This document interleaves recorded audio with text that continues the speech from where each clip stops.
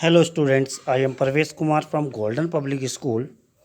Today in this video, I am going to tell you the summary of the chapter Landscape of the Soul. This chapter is written by Nathile Troveroy. Before starting the summary, I would like to tell you the meaning of expressions given in the text. So let's start. The first one is anecdote. Anecdote, yes, means from the text we can say the meaning of anecdote can be inferred as a short account of a particular incident or event, especially of an interesting or exciting nature. So, in short, we can say the meaning of anecdote is short account of a particular incident or event. The next one is delicate realism. Delicate realism, it refers to the alluring quality of art which makes it seem real. It is an interest in or concern for the actual or real as opposed to abstract. So, delicate realism, particularly, we can say alluring quality of the art which makes it seem real. The next one is illusionistic likeness. It refers to an adjective of the technique of using pictorial method in order to deceive the eye. The reference is to an illusion created by the semblance of something.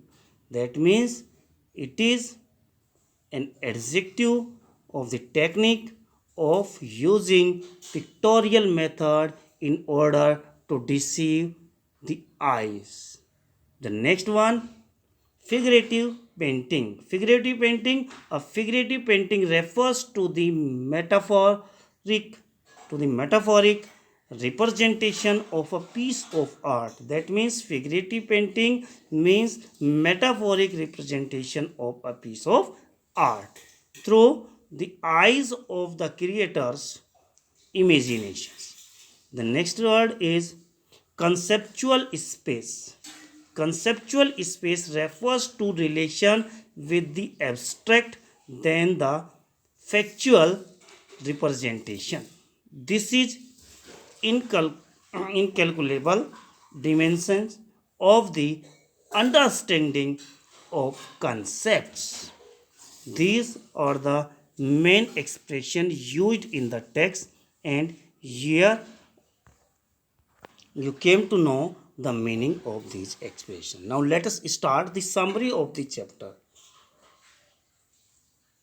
Yes, this chapter, landscape to the soil, divided into two parts, each telling us about art and its history through various stories. That means in this chapter there are various stories which tells about the art and about the history of the art. Okay students, in the part taken from Landscape of Soul, ethics and spirituality in Chinese painting. Particularly, if we talk about the first part, student, in the first part, author makes a comparison between Chinese painting and the Western painting. We learn about the art of painting through two stories. The first one is about a very popular Chinese painter, Wu Daozi.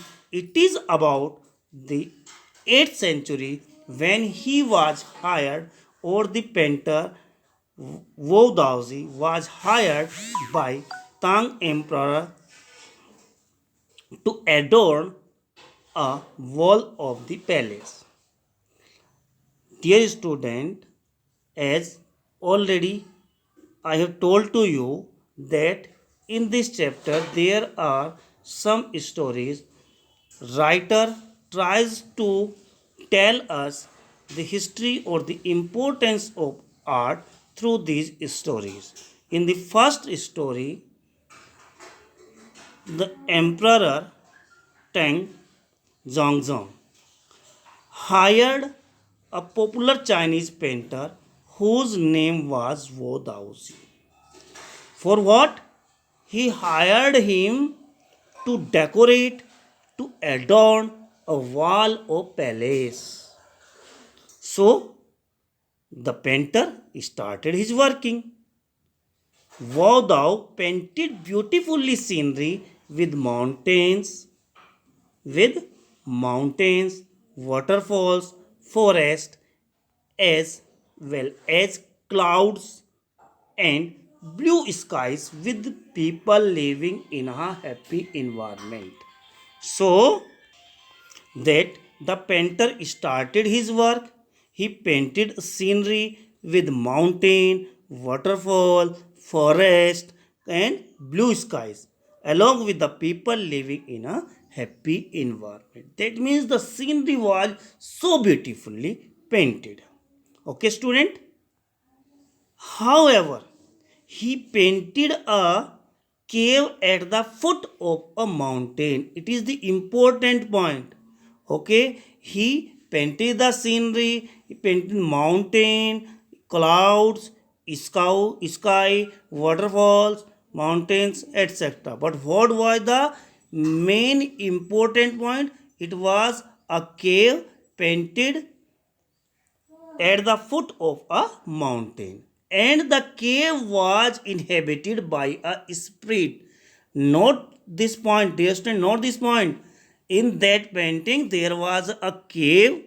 The cave was at the foot of a mountain, and it was inhabited by a spirit. That means a spirit lived in that cave. In that painting, there was a cave, and in that cave, a spirit lived. Okay, students? Yes. Now,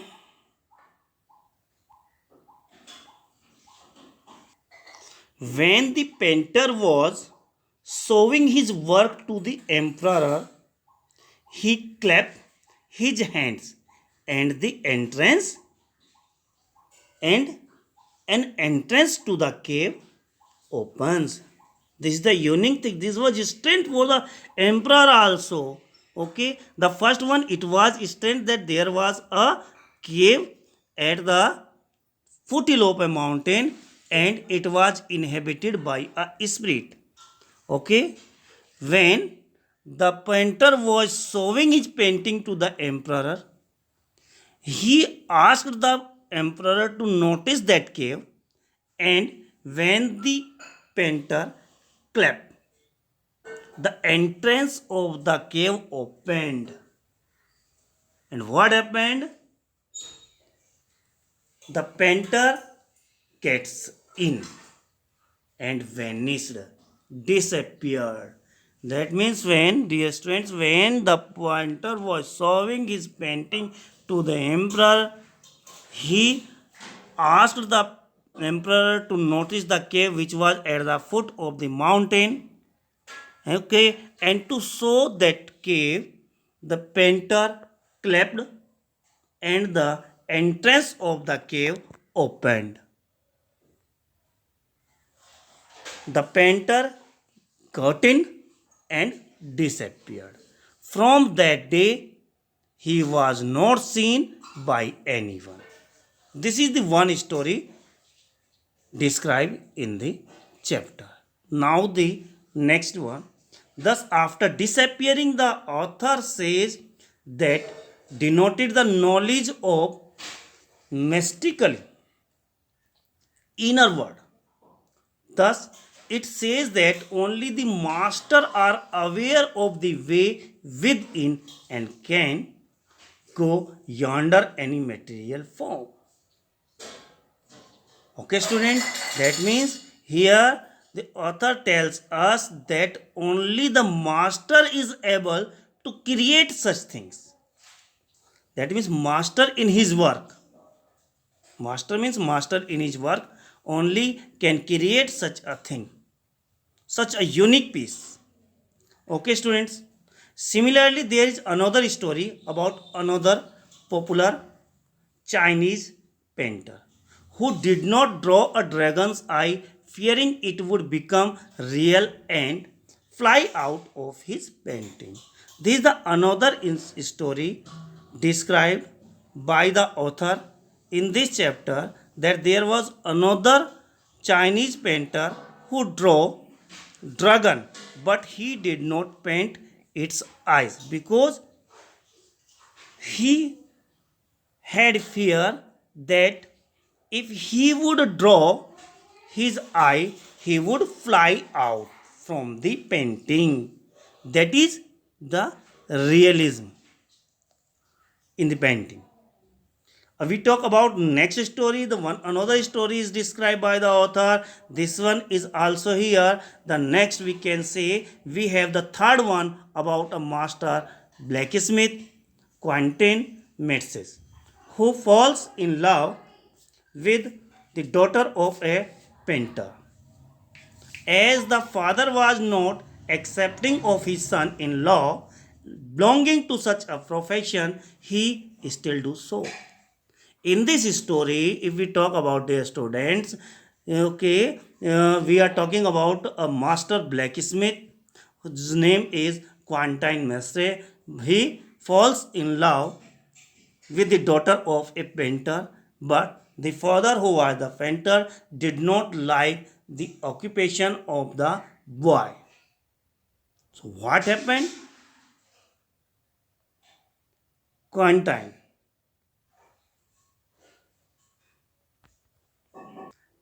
entered calmly in his studio, in painter's studio, or we can say in the studio of girl's father. He drew a fly on the canvas on which the man was working or the painter was working. When he came and saw the fly on the canvas, the fly was so real that he tried to fly it away. But when he came to know the truth about that fly, he was happy. He accepted the proposal of the boy and accepted him as his apprentice. So here it is written, he still do so. He accepted Quentin because he painted a fly on his board. It had such gentle realism that it resembled a real one. The fly resembled with a real one, which was painted by the Quentin. The author also tells about Chinese philosopher Sun Tzu's meaning mountains water. Author describe all these things also in the chapter. Okay, students. If we talk about the second part of the chapter, just finally the second part of getting inside outsider art. This is the second part of the chapter by Brinda Shuri. Talks about the concept of art brute. Art brute translate to the art of the ones who have no right to be artist. That means who is not a trained artist, who doesn't get any training from anyone. Okay, student? It is because they lack any formal training yet somehow possess artistic talent and insight. In simple word, we can say a person who didn't get any formal training but have the quality of an artist. Okay, students, we are talking about such person. Just we can say in Chandigarh, we already know about the rock garden. which was created by Nekchand, but Nekchand was not a formal artist. He never got any formal training for doing such a work, but he created the unique thing in the world. In second part, actually, we read about Nekchand, his rock garden, which was created by him in Chandigarh. It is because they lack any formal training yet somehow possess artistic talent and insight. She refers to them. That means the author refers to them as the ones who think outside the box and defy the normal standards. People refer to their work as unorthodox art. She cites the example of Nekchand's work at Rock Garden in Chandigarh in a form of art brought. If we talk about the conclusion of the landscape to the soil, to sum up landscape to the soil summary, we learned that art is an infinite form which have a rich history and it cannot be inside any certain box or level. It has a life of its own. Dear students, if we talk about the word meaning in the chapter, we can say just landscape, a piece of land scenery. Commissioned word is used in the lesson which means authorized. Immense, that means very much. Splendid means candid. The next word vanish, that means disappeared. Anecdote, I have already told to you, short story or short account of an incident, we can say. Revealing, that means solving. Sneaked means entered calmly. The next word is delicate realism, that means living descriptions. An apprentice, that means an untrained person. Figurative painting, that means metaphorical. Here figurative paintings mean metaphorical. Dear students, in this video I have told to you about the expression used in the passage. I have told you the summary of the chapter and the meaning of difficult word. I hope this would be helpful to you. Thank you.